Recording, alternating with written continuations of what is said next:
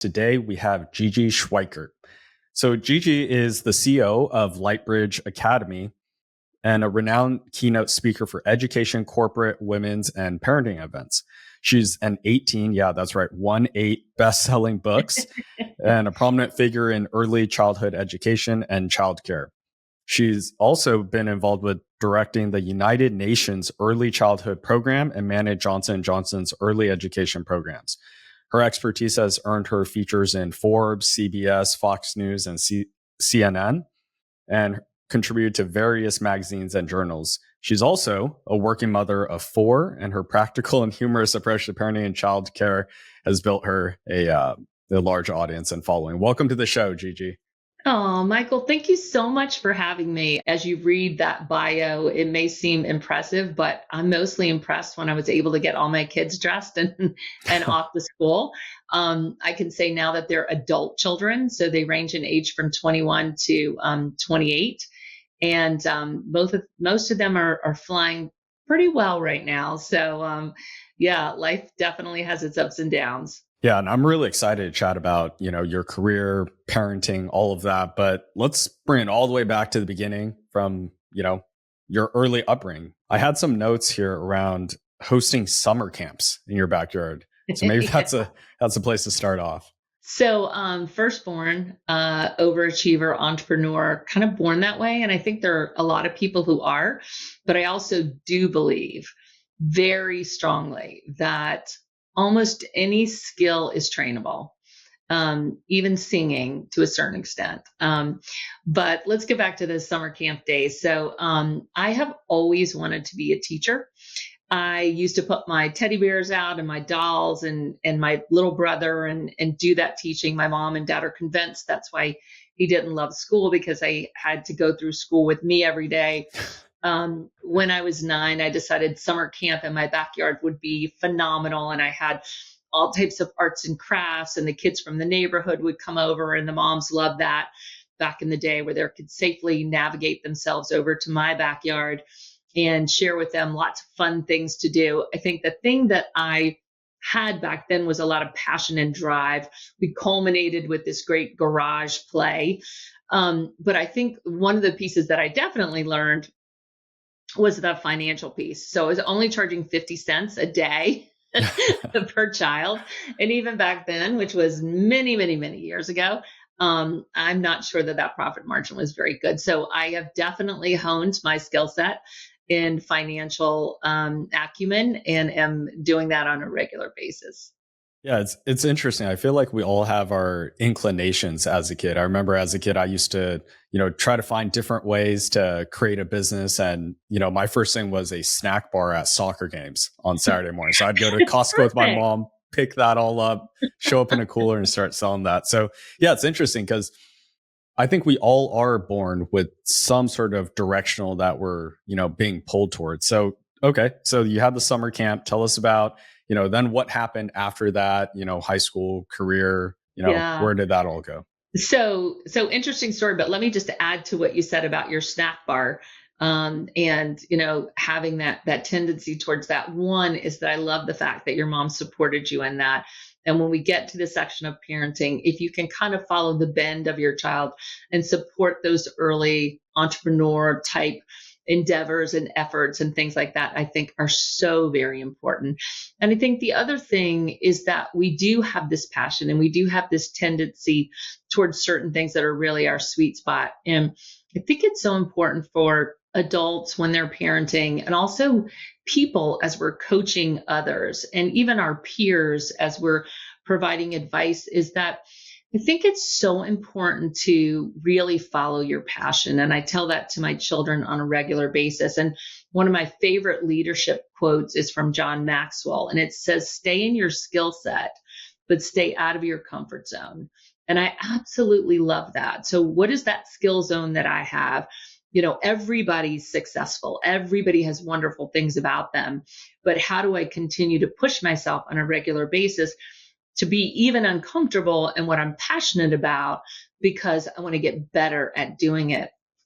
So that kind of takes us back to talking about parenting in the sense of how I was parented and what was my early life. So my dad especially was very encouraging, and my mom very much build on success, very much wanting me to do the best that I can do. And so they play a huge role in being an advocate and a cheerleader for me my entire life, even today. My mom lives in independent living, and if there's an article or something that I do, she can't wait to show all her friends at dinner, the things that her daughter has done. And I think parents innately feel that way. And so if people have not had that positive parenting situation, find someone who can be that advocate, that mentor, because we can do a lot on our own by being self-motivated, but it always feels great to belong. And it always feels wonderful to have a cheerleader and an advocate. And sometimes for some of us, that's not always our parents. It sounds like that was for me, and that sounds like it was for you. So I have always wanted to be a teacher my entire life. I did not follow that because my parents wanted me to make more money than that. And so I ended up actually moving from 11th grade into college, and then there going into what was going to be a pediodontist, a dentist for children, and recognized that that's really not what I wanted to do. So when I finished school, headed out to Steamboat Springs, Colorado, and started working teaching children on the ski mountain. I wasn't the best skier, but I could certainly teach 3-year-olds down on the bunny slope how to ski. And that's really where my career started, because what I did when I wasn't teaching skiing was I was helping young children and caring for young children in the child care center at the Kiddie Corral at Steamboat Springs. And so that really launched the career for me, taking care of those young children. When the ski season was over, I moved to an intergenerational program at a hospital. And from there, I had the opportunity to move to New York, where I worked at the United Nations, first as a teacher, and when I left as the director of the program. From there, I started working when I got engaged and moved to the suburbs from Manhattan, working with employee-sponsored child care centers for Fortune 100 companies, which was absolutely a phenomenal experience. Then took some time off to grow my own little child care center of my 4 children, did some consulting. That's when I started writing books and doing speaking. And when my youngest started into high school is really when I kind of started back into that workforce. I took a part-time job in development for a childcare brand. And then from there, began at Lightbridge around, I guess it's almost coming up on 9 years. Yeah. So it's been a long time. Yeah, that's great to give our audience a recap, of an incredible career over a few minutes. And we're going to dive into a bunch of, different turning points throughout that journey. But I want to circle back to the part where you mentioned about your parents wanting you to do something else and you having a desire with your own path. Because I think a lot of people go through that situation, right? Where they have those competing desires, especially if, you really respect your parents. How did you manage that? Yeah, that was a very hard one. And I think even when my parents came to visit me at the United Nations after my graduation, and I was teaching preschoolers, I wasn't in the administration at that point. And I remember my dad kind of expressing, when are you going to get a real job? And I think kind of that for them was, that corporate job, that expense account job. And so that was hard. I think that what they saw, though, for me was how happy I was and how content I was and how much I was growing in the industry because of my passion. There were some times that were not easy, and definitely some differences of opinion. And I think depending upon your family unit, depending upon your culture, that you may or may not have as much leeway and pushback on what it is that your parents want and what you want for yourself. And I think generationally, that's also a factor. But I did express what I wanted to do, and I was determined to do that, which without their support and without their financial support as well.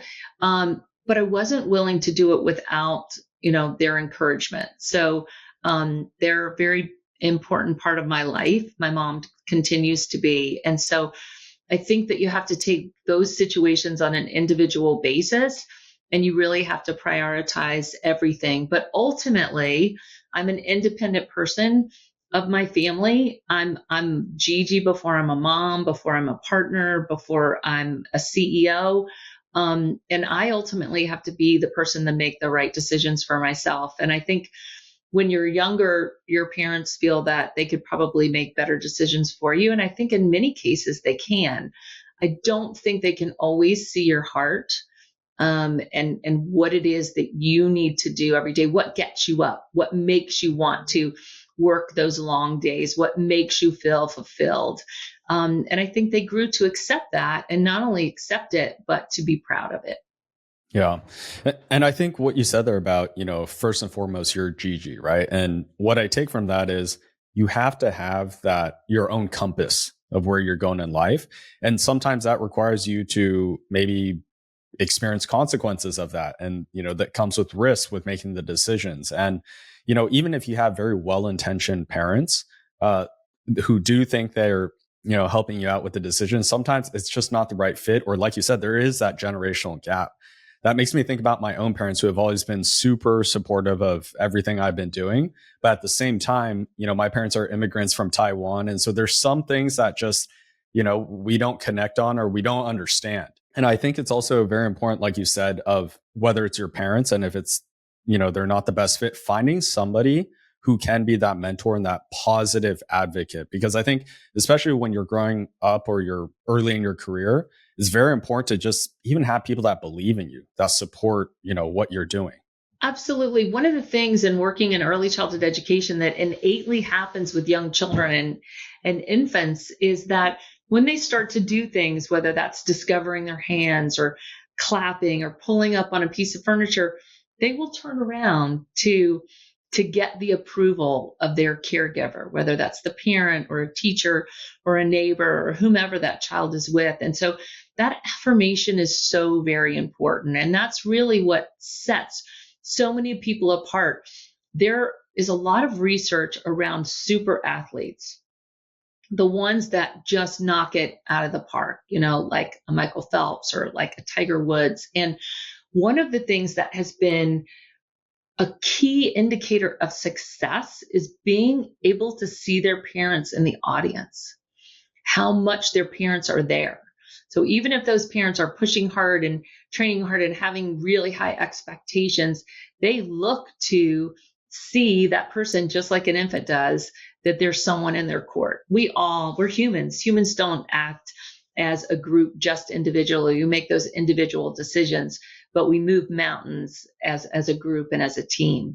And so, Gigi, a question I have that I was recently talking to my wife about was, so my mom has been one of those people that's whatever I want to do, she's like, all right, go all in. I support you. She's like that person where it's like, whatever you do, just be the best at, right? That's been like one of her mantras. I love that. But I love your mom. Yeah, I love her too.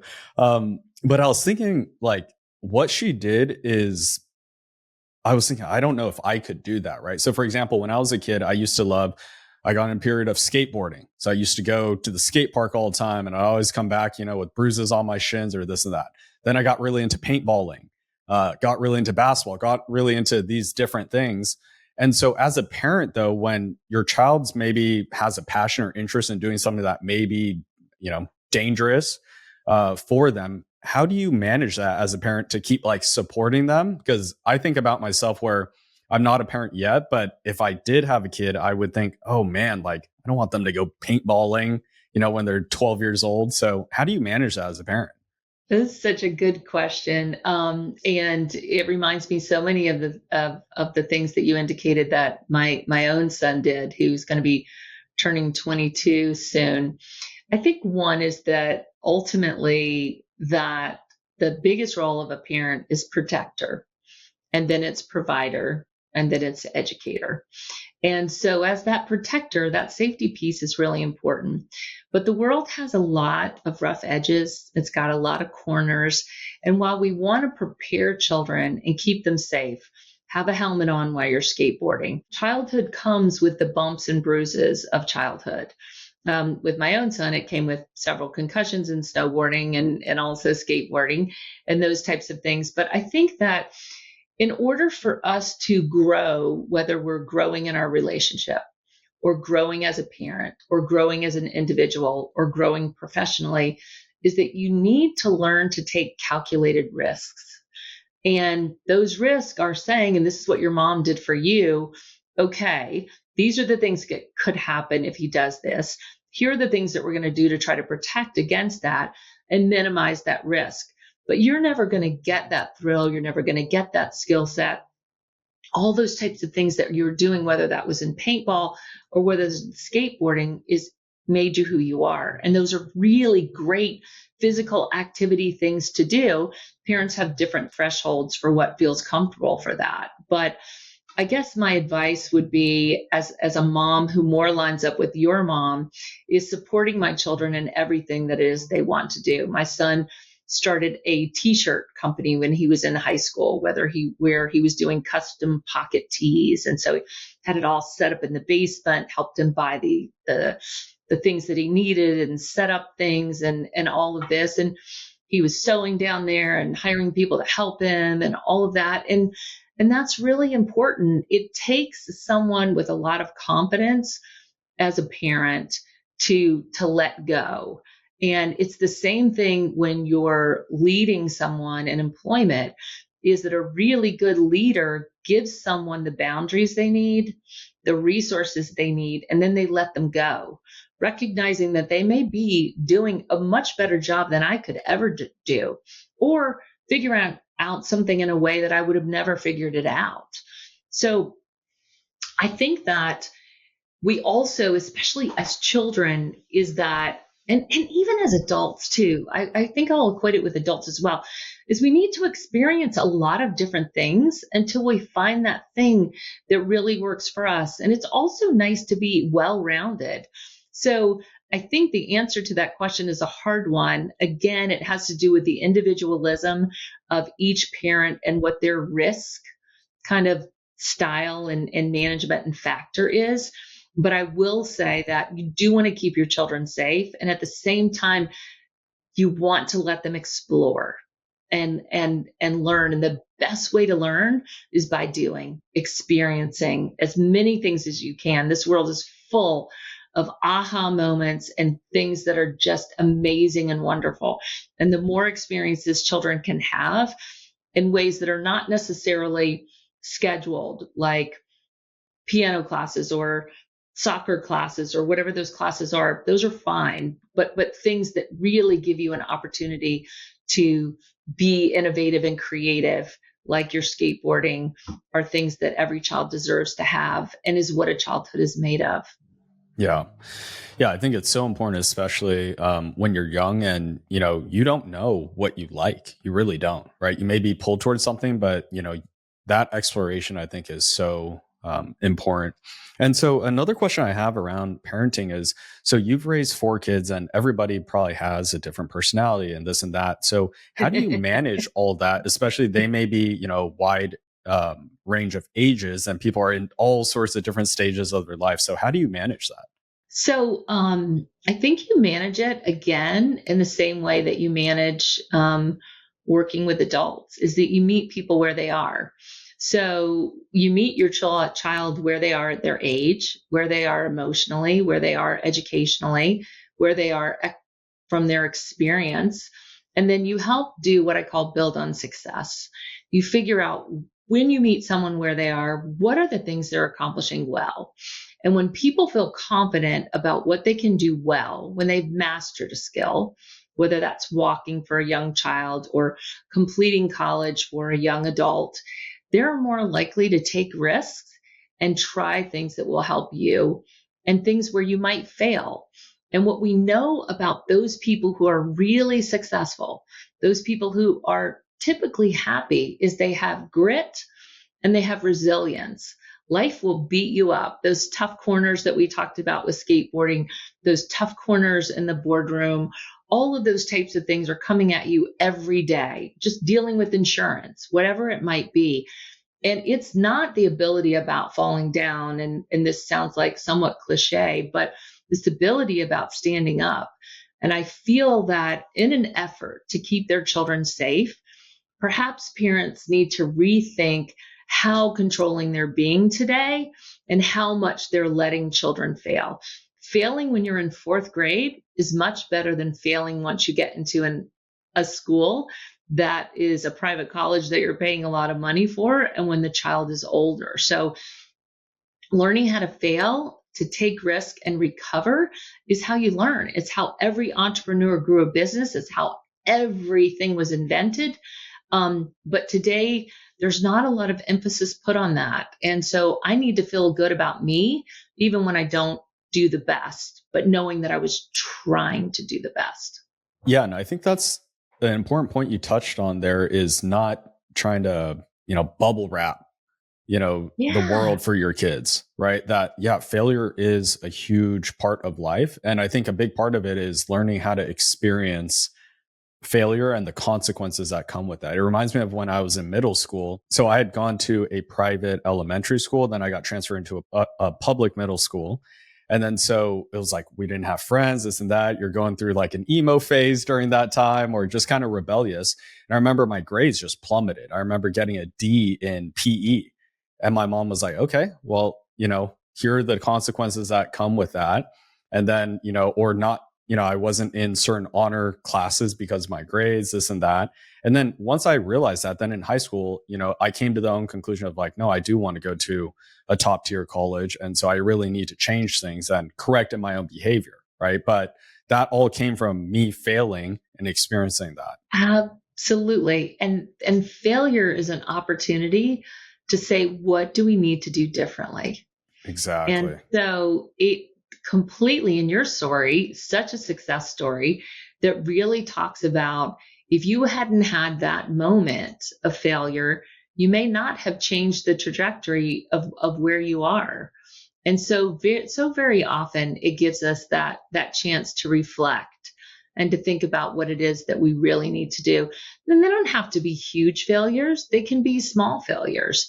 But at the same time, again, I got to meet your mom, because the fact that, there are consequences for that D, but that you survived it, is that not every child makes A's and B's.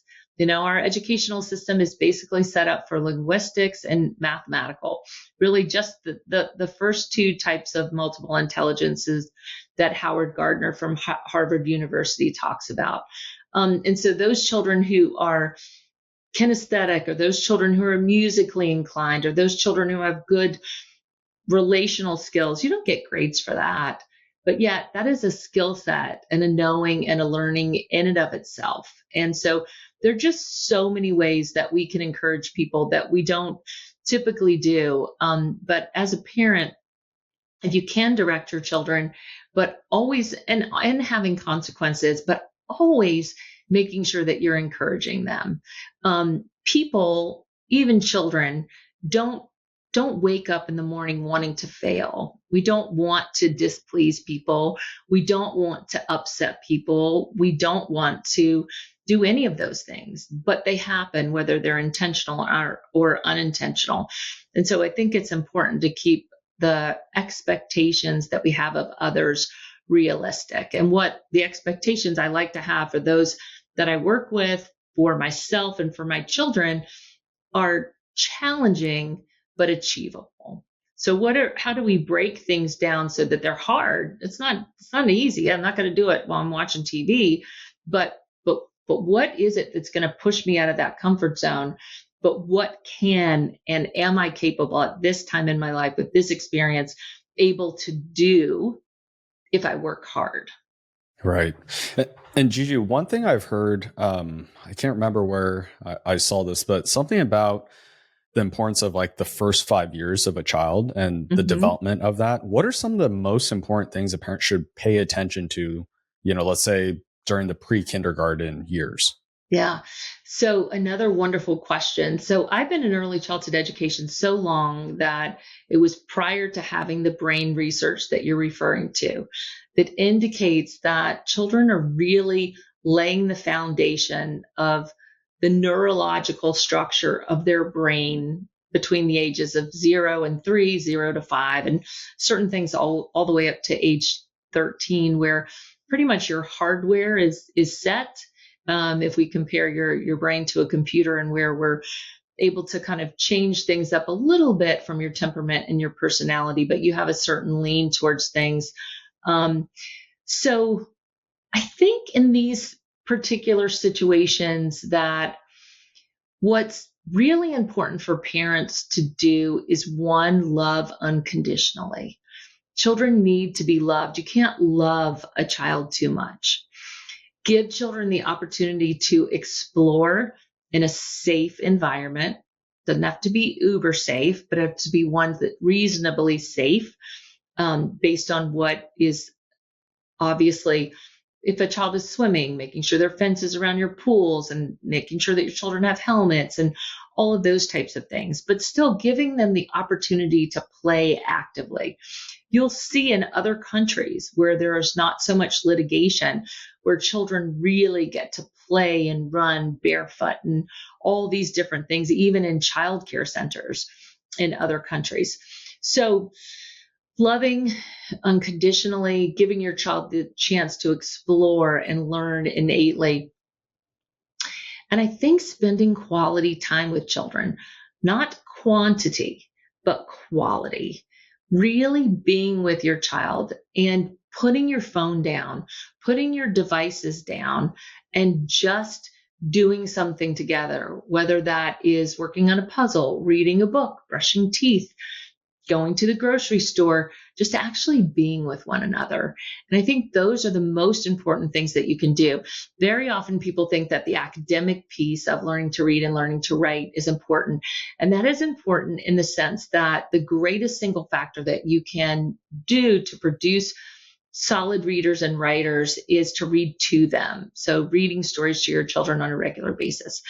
But the majority of children will learn to read and write by the time they're 7. Some will learn as early as 3. There is no predictor between 3 and 7 or anywhere on the continuum that indicates you're headed to an Ivy League school if you get these milestones earlier and sooner. It's not there. So earlier and sooner doesn't mean better. What's important is the journey that children take through childhood and feeling loved, feeling like they belong, and feeling encouraged. When you have that behind you, you can do anything in the world. Yeah. What I took from what you said right there is, instilling that feeling of safety for that child, Yeah.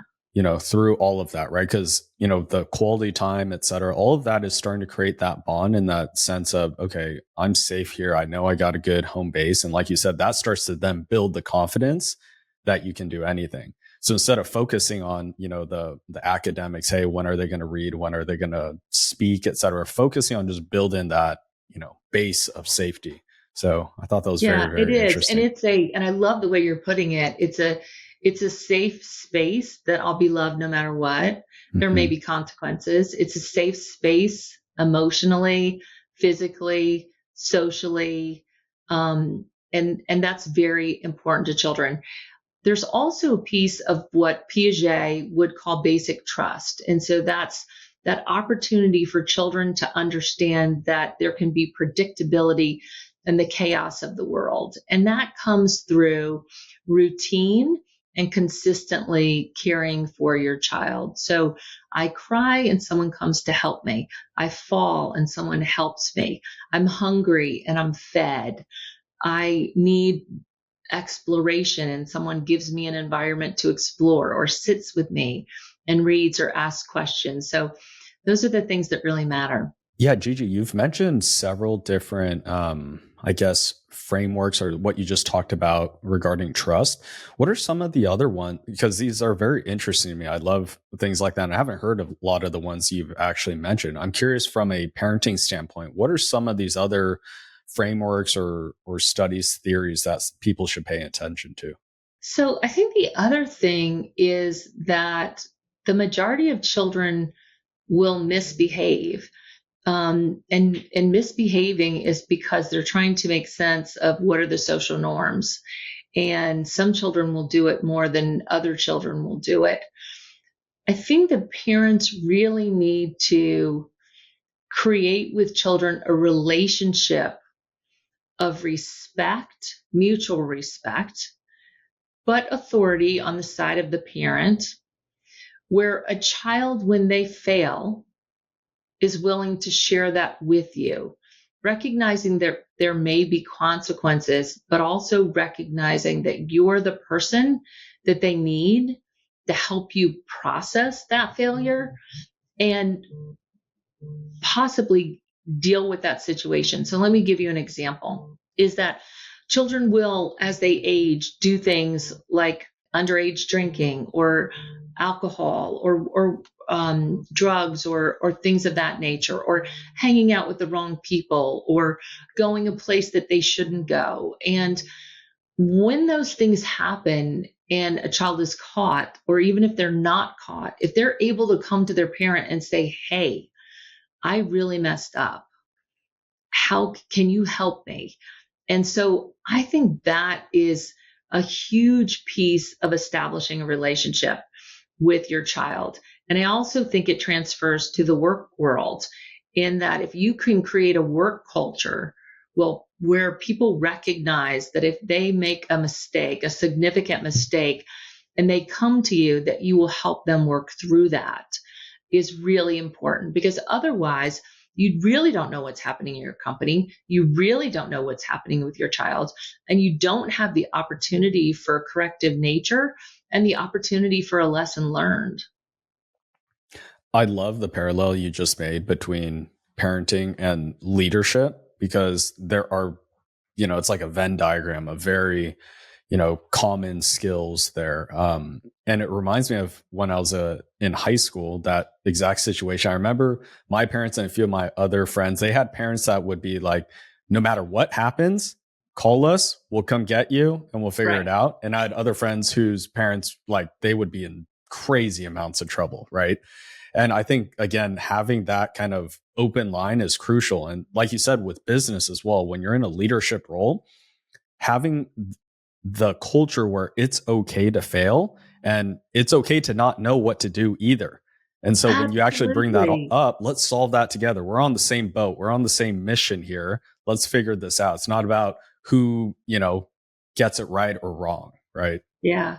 Michael, that's so good. I love that, because I like to talk about praising success and praising efforts of success. So if someone in the workplace is working on some sort of project, or they're faced with some sort of problem or issue they need to solve, and they don't, is that it's a sign of strength to approach the group or your supervisor to say, hey, listen, I'm stuck.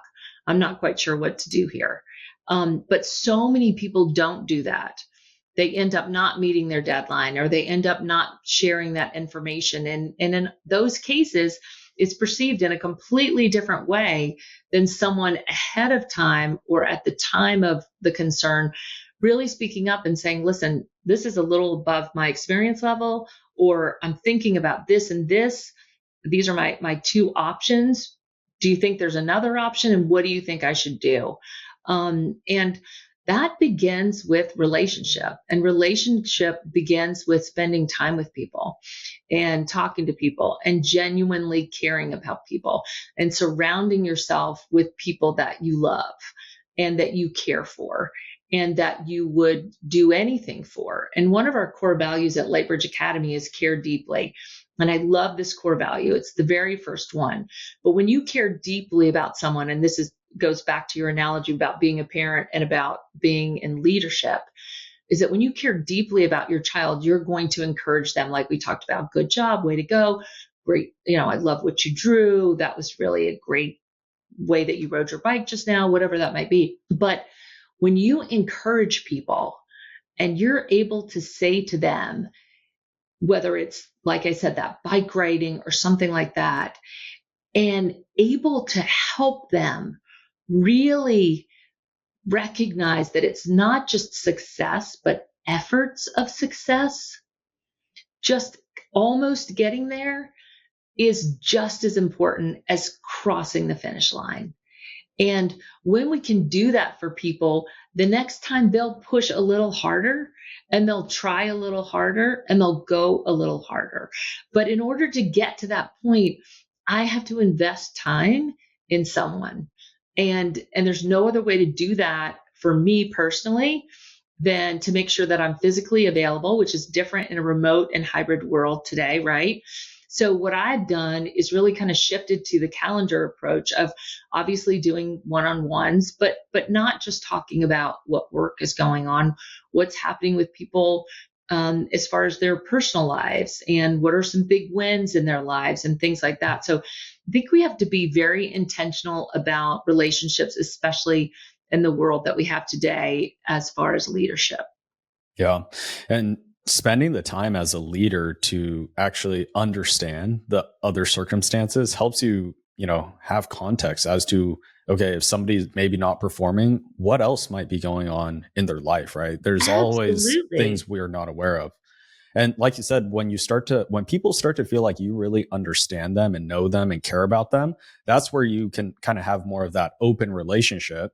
Otherwise, when it gets very transactional, what I notice in those circumstances is that's when you start to have people that aren't performing and everything seems okay until right before the deadline. And then something magically didn't go right. And part of that is because they didn't feel comfortable expressing along the way. Maybe they were stuck. Maybe they did need help. Right. So I Yeah, think it's very exactly. important to build that So with actual that, relationship. yeah, that care deeply is that you're going to tell people all the great stuff they do, but you're also going to be honest enough with the things that they don't do well. Yeah. And when you go back to that relationship forming piece and you hold people accountable, I think as a leader, you have to be vulnerable enough to say, hey, Michael, um, this is the expectation, but you need to hold me to that as well. So if you don't see me doing that or living that out, let me know. Now, is it hard for people to, tell the supervisor or whomever, that I don't feel like you're living up to the core values? It's very hard. But if you can create a culture where people do that, it's fantastic. If you're trying to create a culture where you can do that, then start with surveys and anonymous ways for people to share that information, because feedback, that back and forth, is the only way that we're going to really see continuous improvement in anything that we do, because people have to feel like I can tell you the truth and give you some honest feedback, whether I agree with it or not. That's someone's perception, and that's how we grow. Yeah.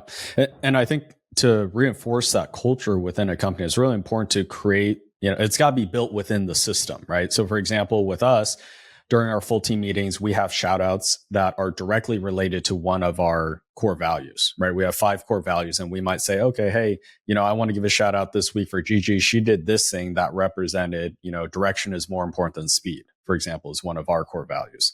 And I then it's love also that. built into every individual person's scorecard.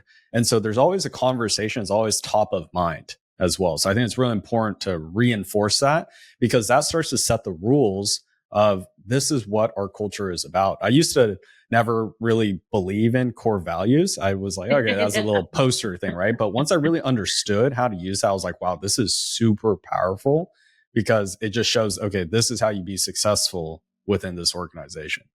It is so, Michael, it's life changing. And when people recognize that core values mean everything, when you hire to that, when you ask questions, I'll ask a question in an interview, give me an example of how you showed that you care deeply recently. When that's on their performance appraisal, on care deeply and all of the other core values that we have, and how someone has demonstrated that. When you do those shout outs, when you do those awards, when you literally make a decision and you say, we have a circle of care as well that shows our 5 stakeholders, which are our parents, our employees, our community, our owners, our franchise owners, and the child in the middle. So in every decision that we're making, we're taking the guardrails of the core values and the circle of care. How does this affect each stakeholder? And does it live up to each one of the core values? And I'll tell you what, especially going through COVID, it gave us such framework to make not popular decisions and not necessarily the cheapest decisions, but the right decisions. And when you make the right decisions with the right intention, in most cases, things work out better. Yeah. And I think people respect you more for that as well, right? It goes back to, having a standard of integrity, and people, understand that sometimes it's not the easy decisions that, are the ones that are chosen. Yeah, absolutely. Um, and so kind of going down the path of leadership, like you've worked across a lot of different industries, a lot of different organizations. What are some of the key characteristics of great leaders? For me, based on my past experience, I think a great leader is a great teacher. Mm. So I think it's important that you are continually coaching people. You're continually helping them to grow and hopefully growing above and beyond you, because at some point you're going to be stepping out or stepping away, and who's going to, hold the torch in that situation. So I think it's always coaching and growing people. The other thing is, again, making sure that people are really where they feel passionate and where they feel that they can make a contribution. And people don't always understand that. And especially in our industry, where many of the people that we hire are walking into their first work experience, is early childhood education may not be for them, but it gives them an opportunity to see what is or what isn't.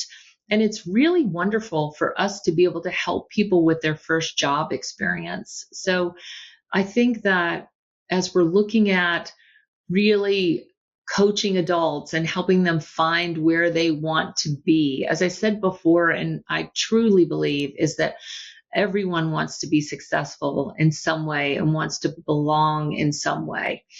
And then the other piece is accountability, is holding people accountable, making clear, specific expectations, and then holding people accountable and working as a team. So the biggest thing that a leader is going to do is really kind of decide where's that North Star? What's that vision look like? Where are we headed? And how we get there is going to be different based on the contributions of people, based on really kind of a SWOT analysis. What are the threats that are out there? What are the opportunities? What are our weaknesses? What are our strengths? This is where we're headed. And then to be willing to be relentless, not in the derogatory sense, but in the sense that this is so important to us that we're going to accomplish this for the better good. And then recognizing, though, those times where you come up with what you think is the best idea in the world, and you beta test it or you put it out there and you recognize, wow, that was a thought in the boardroom, but that's not so great. And you realize that you have to back it out, and you need to know when to stop, and when your efforts are really not accomplishing your goals. Yeah, Gigi, I love that you said the example of the North Star, because whether you're the CEO and leading a entire organization, or you're just leading a department, or a small subgroup of that, your job as a leader, first and foremost, is that direction, that North Star. Where are we actually going? And you also touched on the fact that, look, everybody wants to succeed. I don't think anybody shows up to their job, or I would say most people don't show up to their job saying, hey, I don't care, what happens. They want to feel good about themselves and about their work. But if we don't have the proper scorecards, we don't have the proper accountability, we haven't set the rules as to what quote unquote success looks like, then it becomes very difficult and confusing for somebody, right?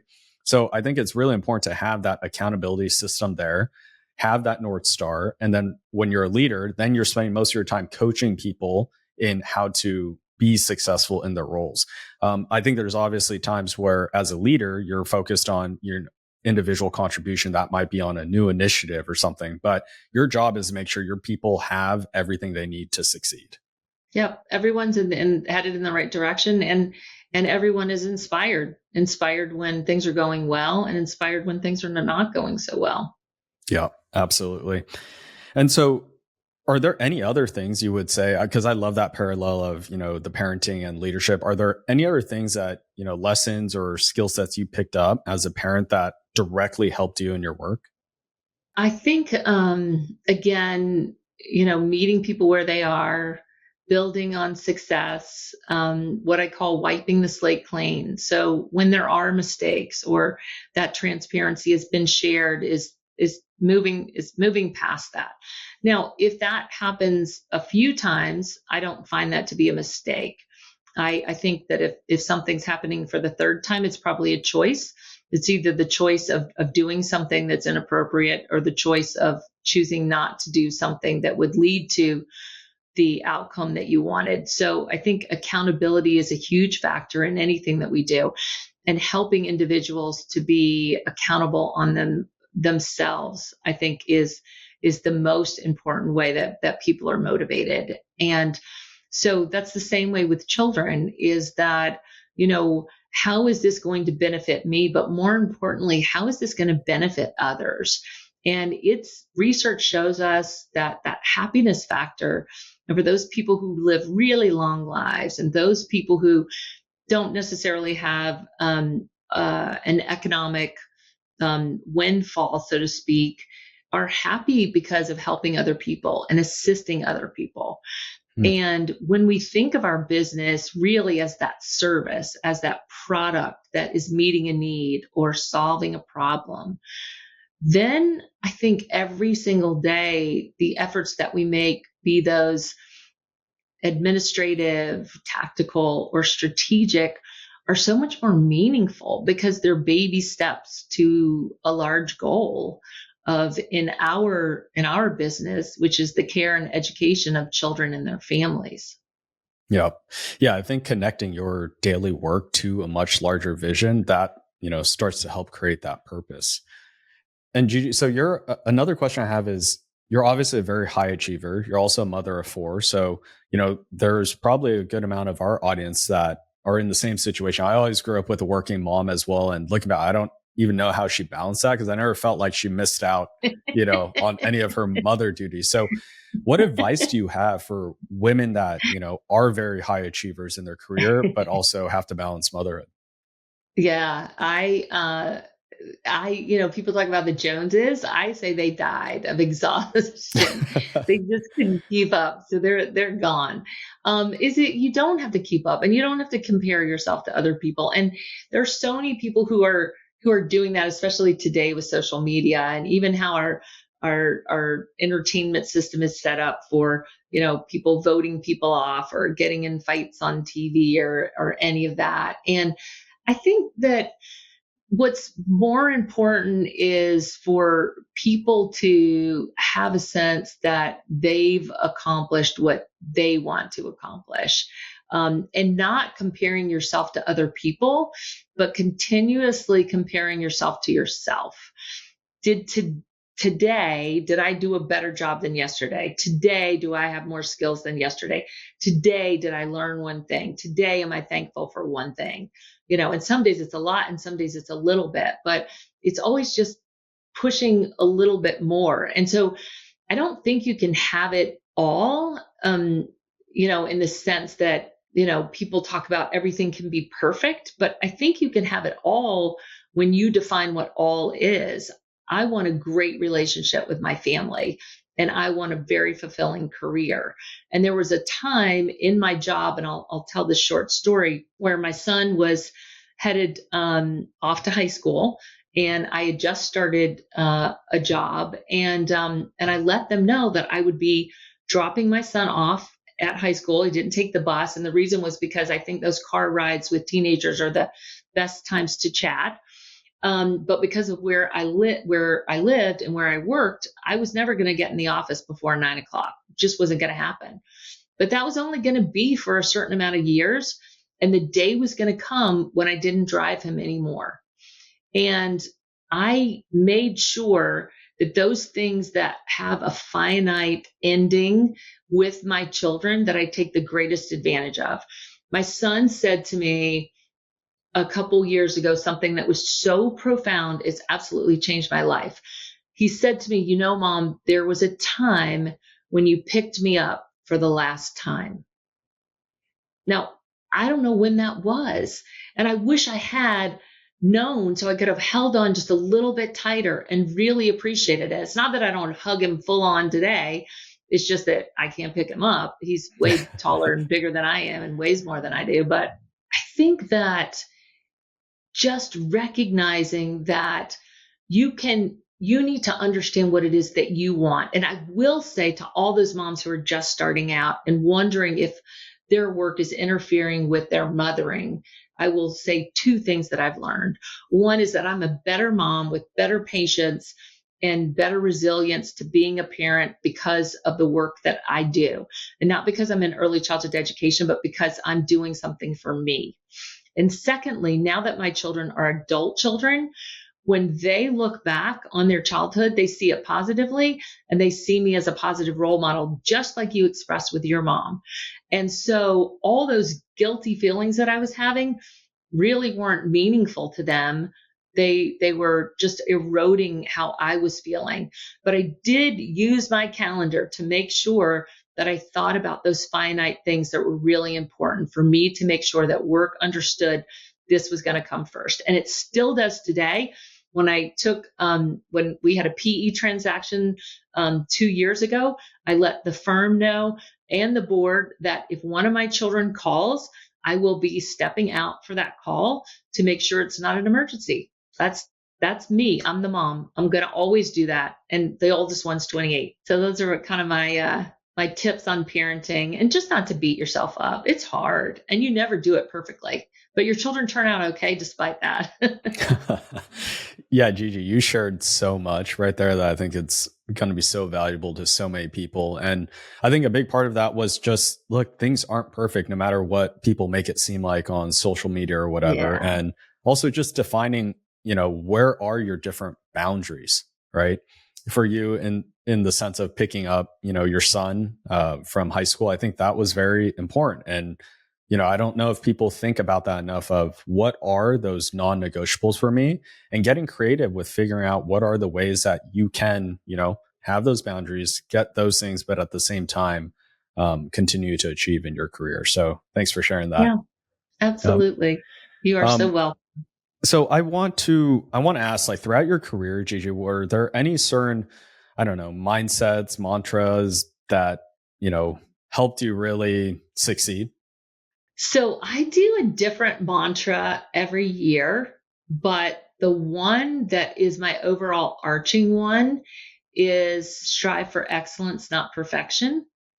I have tended in my younger years to be very much a perfectionist, to the point that I irritated others. I was not a good leader and I failed to act because everything needed to be perfect.